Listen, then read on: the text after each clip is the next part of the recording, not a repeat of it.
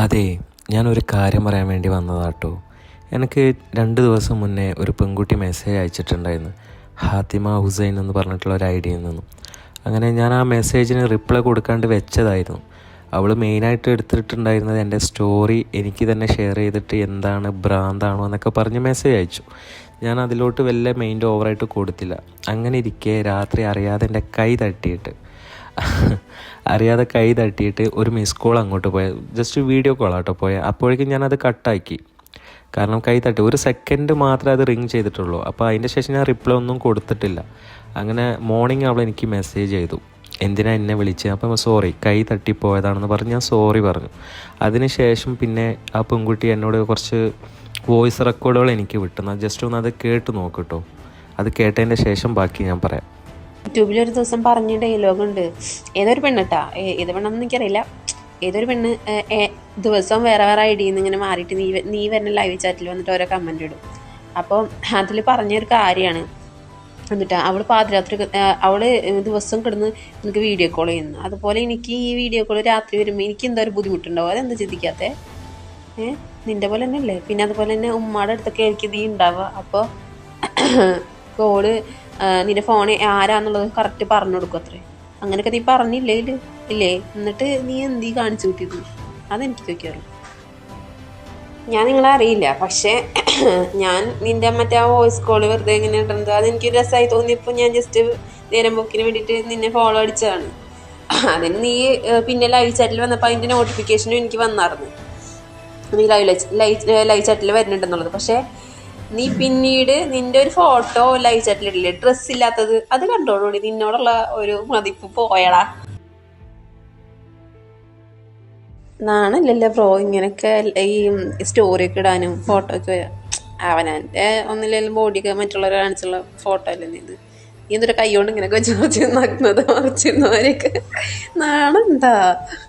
YouTube തുടങ്ങി വട്ടായി കേട്ടിട്ടുണ്ട്, ഇപ്പൊ വട്ടായി കണ്ടത് കേട്ടില്ല നിങ്ങള്? ആ റെക്കോർഡിൽ എപ്പോഴെങ്കിലും ഇവൾക്ക് ഞാൻ വിളിച്ചതല്ല പ്രശ്നം.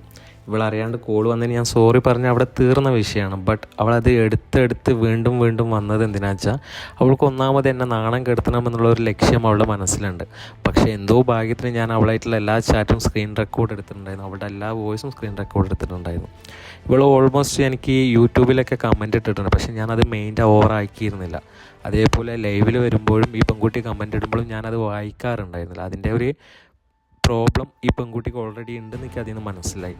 ഇവൾക്ക് ഞാൻ യൂട്യൂബിൽ ഇടുന്ന കാര്യങ്ങൾ ഇഷ്ടമല്ല, അതേപോലെ എൻ്റെ ലൈവ് ഇഷ്ടമല്ല, അതിന് ഓൾമോസ്റ്റ് എല്ലാം ഇവൾക്ക് ഇഷ്ടമല്ല. ബട്ട് ഇവൾ മെയിനായിട്ട് ടാർഗറ്റ് ചെയ്യുന്നത് എന്താ വെച്ചാൽ എന്നെ നാണം കെടുത്തുക എന്നുള്ളതാണ് ടാർഗറ്റ്. അപ്പോൾ ഇവൾ പറയുന്നത് എന്തിനാ ഷർട്ട് ഇടാന്ന് പറഞ്ഞപ്പോൾ എൻ്റെ ഇൻസ്റ്റാഗ്രാമിൽ എനിക്കിഷ്ടമുള്ള രീതിയിലല്ലേ ഞാൻ പോസ്റ്റ് ചെയ്യുന്നത്. പിന്നെ ഞാൻ ആരും ഒരു വ്യക്തിനെ നന്നാക്കാനുള്ള ഒരു പോസ്റ്റും ഞാൻ ചെയ്യുന്നില്ല. എൻ്റെ ഒരു എൻ്റർടൈൻമെൻറ്റ് അത്ര മാത്രമേ ഉള്ളൂ.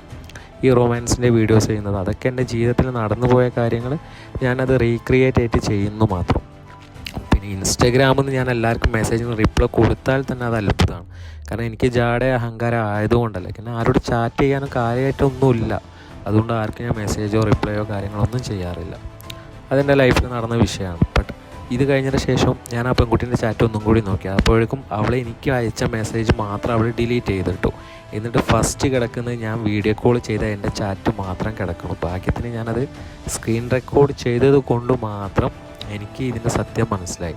ഇതേപോലെ ഒരുപാട് ഉടായിപ്പായിട്ട് ഒരുപാട് പെണ്ണുങ്ങൾ വരുന്നുണ്ട്. അവളുടെ ഒറിജിനൽ ഫോട്ടോ ആണോ എന്നറിയില്ല, അവളുടെ ഡി പിയിൽ ഞാനത് കണ്ടു. അതിൻ്റെ ശേഷം ആ പെണ്ണ് എന്നെ ബ്ലോക്ക് ചെയ്തു.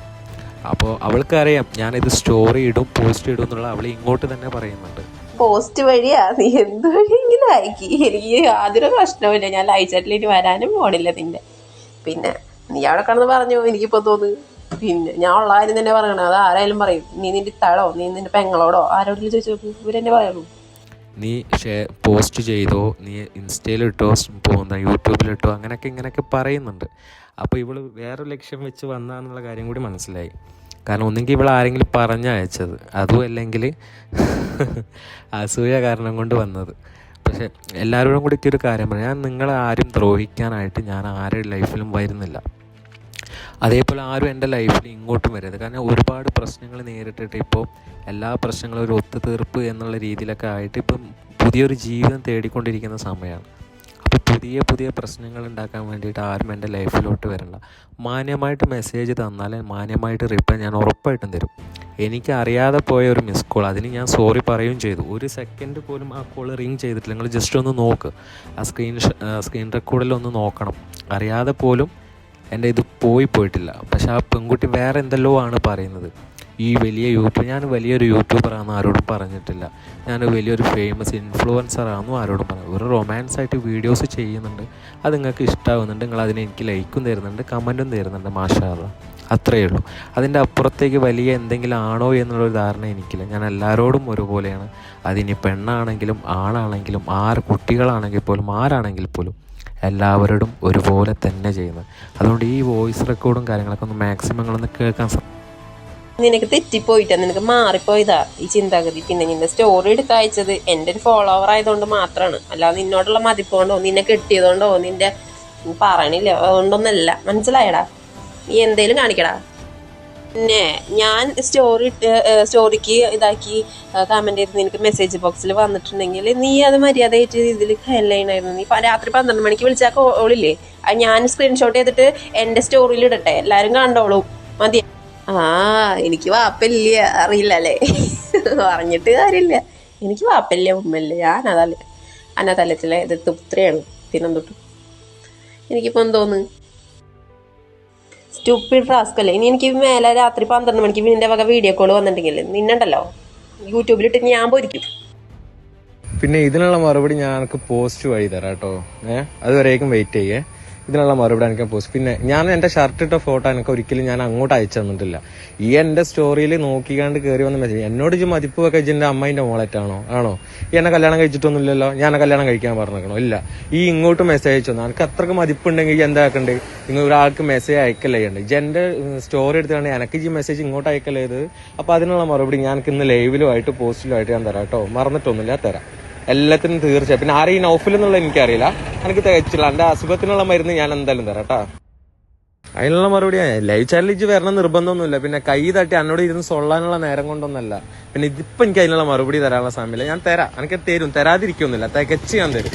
എൻ്റെ ബാപ്പാൻ്റെ വാപ്പാക്കും ഒക്കെ കൂടെ കൂട്ടിയിട്ട് ഞാൻ തരും കേട്ടോ. സബുറ, നിങ്ങൾക്ക് റിപ്ലൈ തരാൻ മടിച്ചത് കൊണ്ടോ എനിക്ക് ജാടായത് കൊണ്ടല്ല, ഞാനായിട്ട് ഇനി ഒരു പുതിയ പ്രശ്നത്തിലോട്ട് വരണ്ട എന്ന് കരുതിയിട്ടും മാത്രമാണ്.